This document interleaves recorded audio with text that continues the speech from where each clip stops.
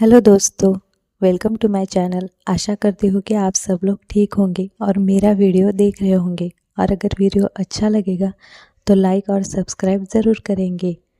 इस वीडियो में हम आज सिंपल ब्लाउज़ की कटिंग करना सीखने वाले हैं, वो भी बहुत सिंपल तरीके से। तो वीडियो को लास्ट तक ज़रूर देखिएगा। तो चलिए वीडियो को स्टार्ट करते हैं। इस ब्लाउज़ के लिए मेजरमेंट है, अपर बस्ट है 36 इंच, फुल बस्ट है 37 इंच, कमर है इसका 31.5 इंच, लंबाई है 14.5 इंच, शोल्डर है 14.5 इंच, आर्म होल है इसका 17 इंच, आगे का गला है 6.5 इंच, पीछे का गला 9.5 इंच, बस्ट पॉइंट है 10.5 इंच, बाजू है इसकी 9.5 इंच और मोहरी है इसकी 5.5 इंच। इस ब्लाउज़ को हम डायरेक्ट कपड़े पर काटेंगे। इसके लिए हमने 1 मीटर अस्तर लिया है। अस्तर को मैंने प्रेस लगा के डबल फोल्ड करके रख दिया है। इसकी जो ओपन साइड है वो आपकी तरफ है और बंद साइड है वो मेरी तरफ है। उसके बाद इसे हमें फिर से फोल्ड करके रख लेना है ताकि ये 4 फोल्ड हो जाएगा। ये 4 फोल्ड इसलिए है क्योंकि हम आगे का पल्ला और पीछे का पल्ला एक साथ काटेंगे, इसीलिए हमने इसको 4 फोल्ड करके रख दिया है। सबसे पहले हम लंबाई की मार्किंग करेंगे। लंबाई है हमारी 14.5 इंच। हम दोनों पार्ट एक साथ कटिंग करेंगे, इसलिए हमें 2 इंच एक्स्ट्रा लेना है, इसलिए हम 16.5 इंच पर मार्किंग करेंगे। और दूसरा मार्किंग करेंगे हम 6 इंच पर आर्म होल के लिए।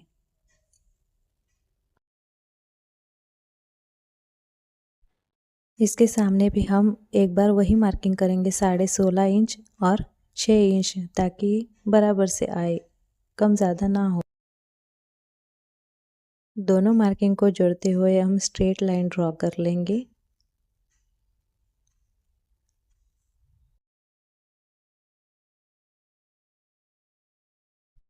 इसके बाद हम शोल्डर का नाप डालेंगे। शोल्डर है हमारा 14.5 इंच। शोल्डर को दोस्तों हम गले के हिसाब से कम ज़्यादा करेंगे।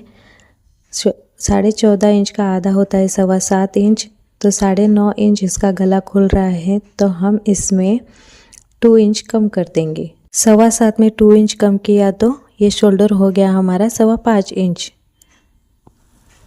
5.25 में हम और 0.5 इंच कम कर देंगे ताकि हमारा शोल्डर नहीं उतरे, क्योंकि कस्टमर को ये गला नीचे से थोड़ा ब्रॉड चाहिए, इसीलिए हम इसको 0.5 इंच और कम कर देंगे, तो शोल्डर हो जाएगा हमारा 5 इंच। तो नीचे भी हम 5 इंच पर मार्किंग कर लेंगे और दूसरा मार्किंग लगाए हैं हम आधा इंच आगे। दोनों लाइंस ड्रॉ कर लेंगे हम।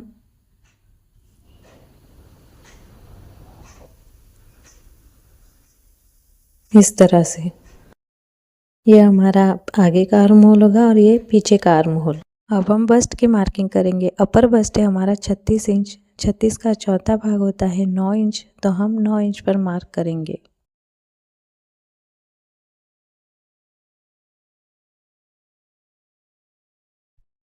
और मार्जिन के लिए हमने 2 इंच पर मार्क किया है।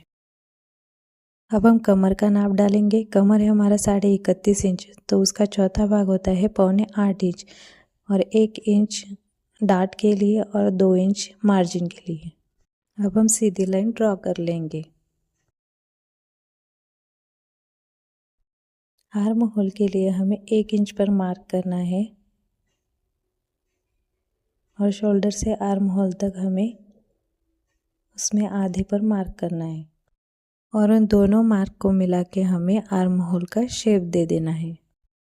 अब हम आर्म होल को नाप लेंगे। आर्म होल है हमारा 17 इंच, तो 17 का आधा होता है 8.5 इंच, तो सिलाई मार्जिन छोड़ के वो 8.5 इंच आना चाहिए। परफेक्ट आ रहा है।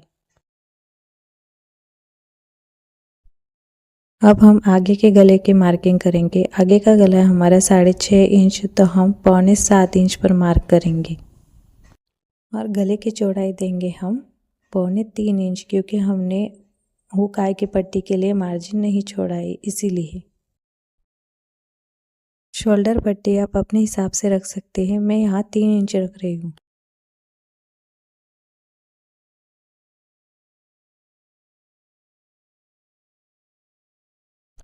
इस तरह स्ट्रेट लाइन ड्रॉ करके हमें गले को राउंड शेप में शेप दे देना है।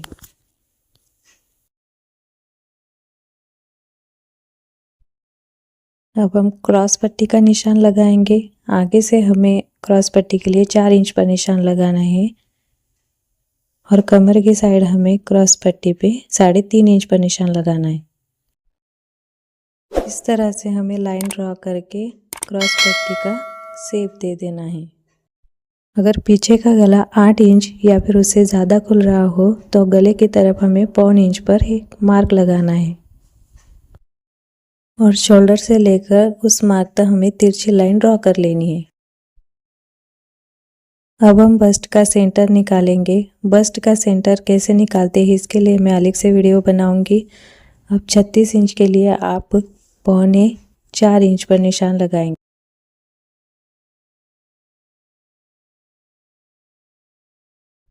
अब बस्ट का पॉइंट जो हमने कस्टमर के बॉडी से लिया था वो है 10.5 इंच, तो हम 11 इंच पर मार्क करेंगे।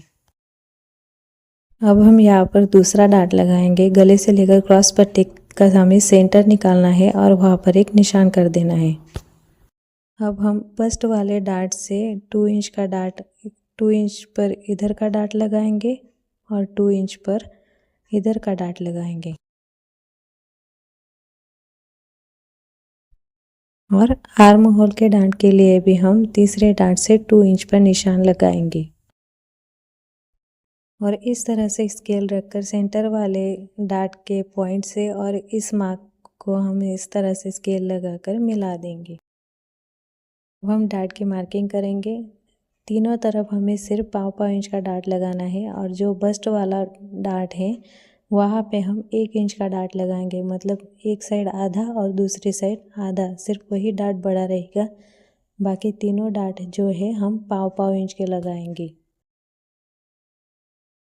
जैसे कि आप वीडियो में देख सकते हैं, आपको उसी तरह से मार्किंग करना है और उसी मार्किंग के पे आपको डाट लगाना है।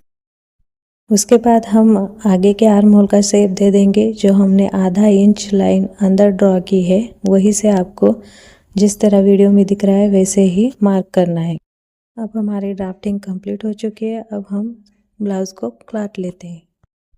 अभी हमें सिर्फ पीछे के आर्म होल का ड्राफ्टिंग कट करना है। कटिंग करते टाइम हम ध्यान रखें कि हमारा कपड़ा इधर उधर ना खिसके, नहीं तो फिटिंग में प्रॉब्लम आएगी।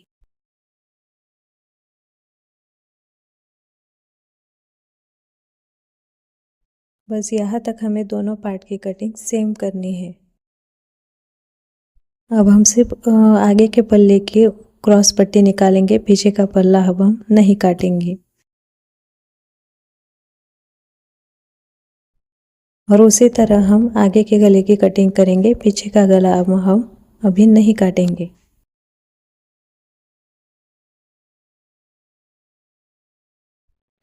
अब हम आगे के आर्म होल की कटिंग भी कर लेते हैं।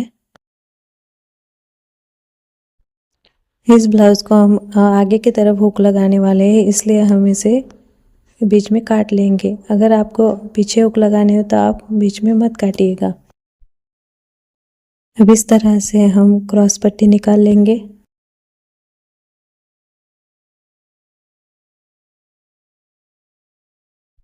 अब हम पीछे का गला ड्रॉ कर लेंगे। शोल्डर पट्टी आगे ली थी हमने 3 इंच, तो पीछे भी हम 3 इंच लेंगे। गला था हमारा 9.5 इंच, तो हम 10 इंच पर मार्किंग करेंगे।